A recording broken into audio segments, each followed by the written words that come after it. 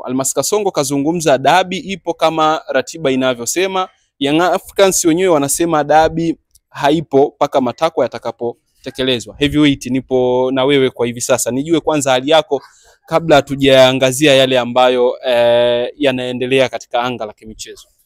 Bana, kwema, namshukuru Mwenyezi Mungu. Salama bin Salmin. Tuko vizuri kabisa.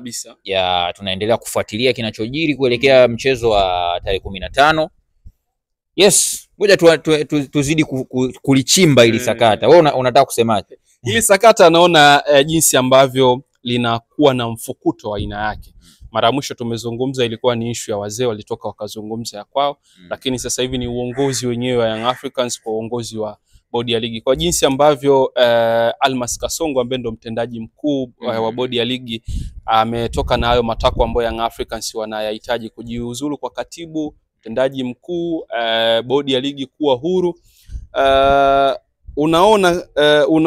Unakiona hili swala likienda kupatiwa majibu na dabi ikawepo kwa masharti ambayo yamewekwa kama sehemu ya matakwa?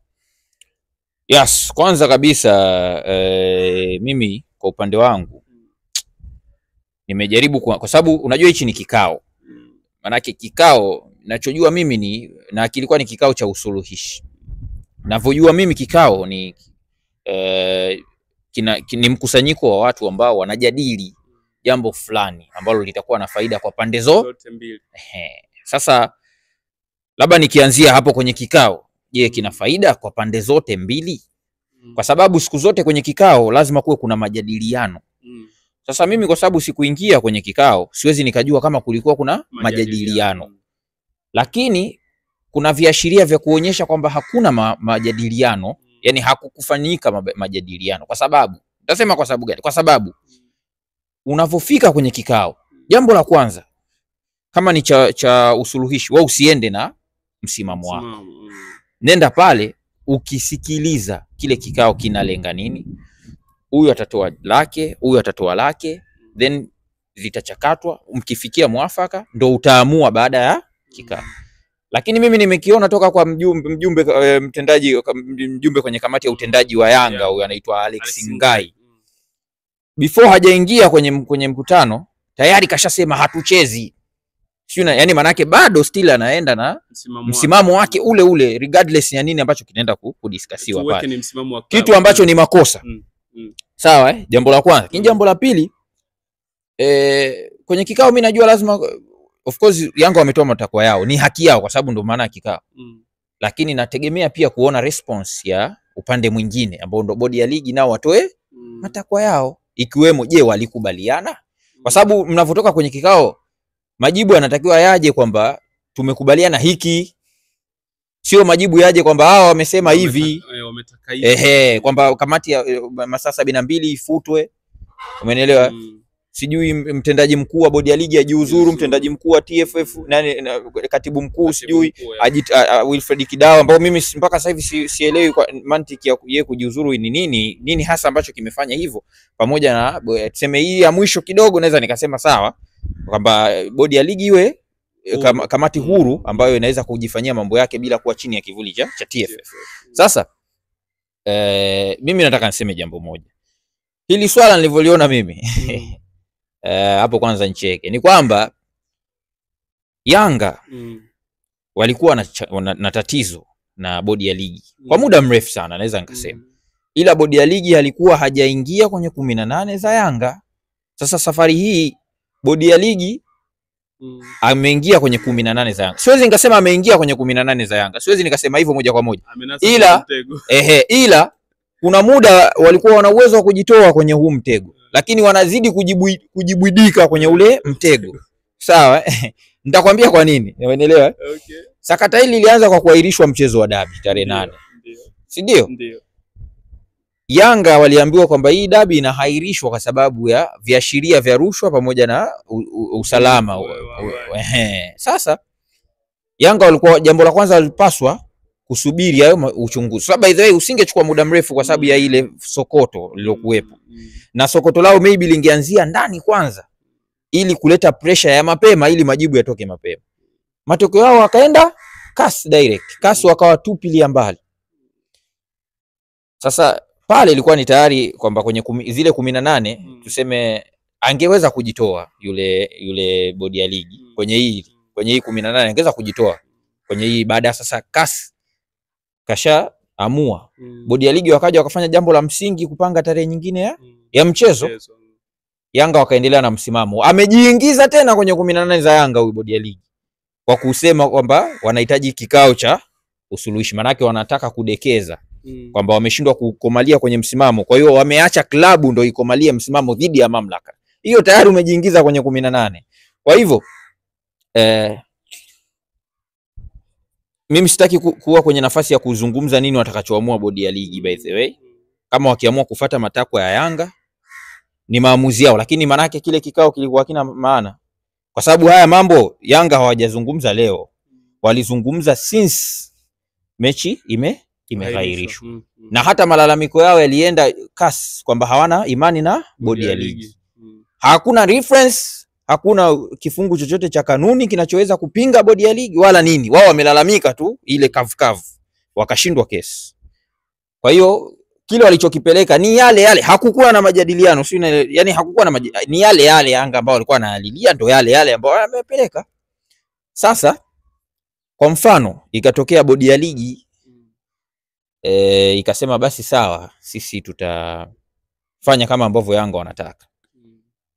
Kuna mambo mengi naweza nikafikiria. Kwa mfano naweza nikaona kama mtego, kama ambavyo Yanga walisubiri siku bodi ya ligi wajae kwenye 18 na bodi ya ligi pale wataweka kinyongo, watamsubiri siku yoyote Yanga ajae kwenye 10.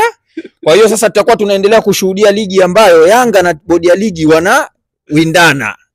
Kwa sababu mimi of course, kwa sababu ikitokea bodi ya ligi wamefuata haya matakwa, ili jambo litakuwa la muda mrefu sana, yani litaathiri ligi kwa muda mrefu sana na tukwambia, kwa sababu hii swala litazungumzwa na nini na mwisho wa siku vilabu vitakuwa na ujeuri, especially Simba na Yanga, maana vingine vitapigwa tu rungu vinakaa pembeni.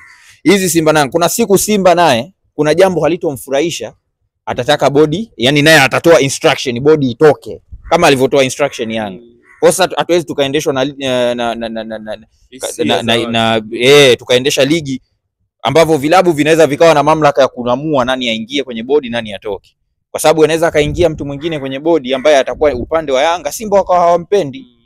Mwisho wa siku Simba nao wataanza kuingia kwenye 18, wataanza kutafuta namna ya kutafuta excuse ya kuamua hicho kitu. Reference itatumika kupitia sakata hili la Yanga. Hilo jambo la kwanza. Lakini jambo la pili ndio ile ndio kwambia sasa. Bodi ya ligi siamini kwamba hata kama watafuata ya matakwa roho yao itakuwa nyeupe. Siamini. Yaani lazima tu itaenda kwa sababu of course tayari kuna channel, wale viongozi na nini wana bondi yao na marafiki zao chini wa nini ambao wanaweza wakaja mwisho wa siku Yanga naye atakuja atakuja kuingia kwenye 18 za bodi ya ligi, naye atakutana na jambo zito. Kwa hivyo mimi maoni yangu ya mwisho ni kwamba kwa haraka tu kwamba mimi nafikiri bodi ya ligi wawe na msimamo. Mimi naendelea kusisitiza hapo, kuna umuhimu mamlaka, sababu unajua bodi ya ligi ni kama baba alafu Yanga ndo mtoto. Umeelewa? Sisi wa Afrika tunaamini mzazi akosei. Unajua Ulaya unaweza ukamkosoa mzazi ukamvunjia heshima na nini, kwa sababu kuna vihaki zao zile za kibepari na nini, lakini huku Afrika sio rahisi. Sasa mamlaka ni bodi ya ligi, Yanga ndo mtoto. Yanga bodi ya ligi ikichutama na ikafuata yale matakwa ya Yanga, automatically bodi ya ligi imejivua nguo. Sasa mimi kwa upande wangu nikiona kitu kama hicho, mimi mwenyewe nitaona kweli bodi ya ligi ilikuwa dhaifu. Lakini kwa jinsi ambavyo CEO mwenyewe wa bodi ya ligi Almas Kasongo ameeleza jambo lenyewe, hauzioni kwamba zipo dalili za wazi kwamba paka sasa jambo limewapalia? Ndio maana nikasema, kwa sababu mkutano ulikuwa uje na solution ya pande zote mbili. Sio Yanga aende kwenye mkutano kutoa maagizo.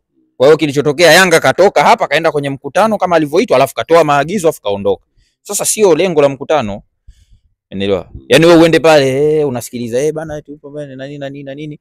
Sasa kikao kimefika katikati bana, sisi ajenda yetu tunataka mtendaji mkuu wa bodi ya ligi atoke, katibu mkuu atoke, masaa 72 ivunjwe. Basi kila kinachojadiliwa hasi tunataka hichi tu basi. Sasa hiyo sio discussion. Hiyo ni amri. Wewe unaenda kutoa amri kwa bodi ya ligi. Sasa bodi ya ligi kuna mawili, CAS wamewapeni nyinyi ushindi. Sasa ni either nyinyi muonyeshe kwamba CAS hawakuwa sahihi kuwapa nyinyi ushindi na kupanga tarehe zingine za ligi na ratiba zingine, kwa sababu baada ya CAS kwenda, mimi sikuona kama kuna haja tena bodi ya ligi waanze kutoa sijui ile kwamba ripoti kulitokea nini tarehe 8 sijui nini kilitokea nani, kwa sababu tayari huyo ambaye alikuwa analalamika alitoka kwenda kwenye stage inayofuata pasina kusikiliza mamlaka ndani inafanya nini, na tayari washasema hawana imani nao. Kwa sasa alivyoenda kule, alivyoshindwa, tafsiri yake ilikuwa jambo limeshaisha. Sasa kitendo tena cha kutoka bodi ya ligi kuwa instructed na Yanga kuamua hichi kufanya hichi, mimi naona kwa upande wangu ni kujipotezea muda. Umeelewa? Kwa hivyo mimi naendelea kusema, mimi nategemea kuona bodi ya ligi inashikilia msimamo wake, na sijui nini hasa kinachowafanya mpaka wanakuwa na wasiwasi mpaka yani kujaribu kujishusha shusha na nini. Umeelewa? Kanuni kwa sasa kama zile kanuni za mtu ambaye anagomea mchezo zilikuwepo, kulikuwa kuna haja gani? Kulikuwa kuna haja gani ya kutungwa yani? Kwa nini yani, kwa nini zitungwe hizo kanuni? Yani kwa nini zitungwe hizo kanuni? Yani ndio unajiuliza, yani kwa nini zitungwe hizo kanuni? Swali langu la mwisho, na naomba jibu liwe ndio au hapana. Ni dhahiri shaili Simba na Yanga wao ndo wanatawala mamlaka ya mpira, wana uwezo wa kuamuru nini kifanyike na nini kisifanyike.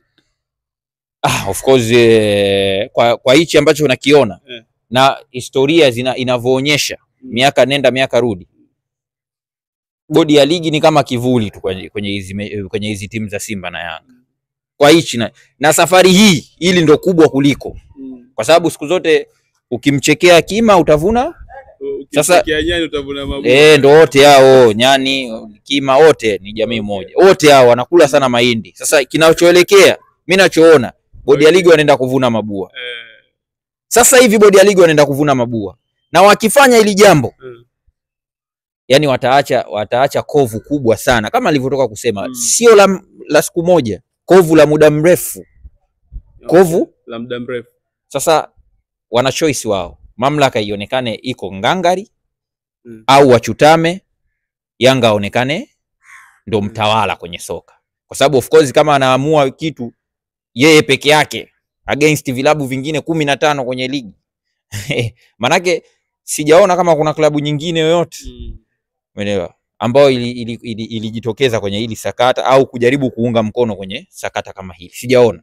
Kwa hiyo kama itatokea Yanga anataka nani aingie kwenye bodi ya ligi, nani atoke, fulani atumtaki, Yanga peke yake mmoja, sasa sioni kama kuna ni, kwa sababu maybe labda hata bodi ya ligi wangetoa kura za maoni, vilabu vingine viulizwe navyo kama vina mapendekezo ya mabadiliko, kwa sababu hatuwezi tukabadilisha structure nzima pamoja na kuvunja baadhi ya vipengele vya katiba kwa sababu ya Yanga.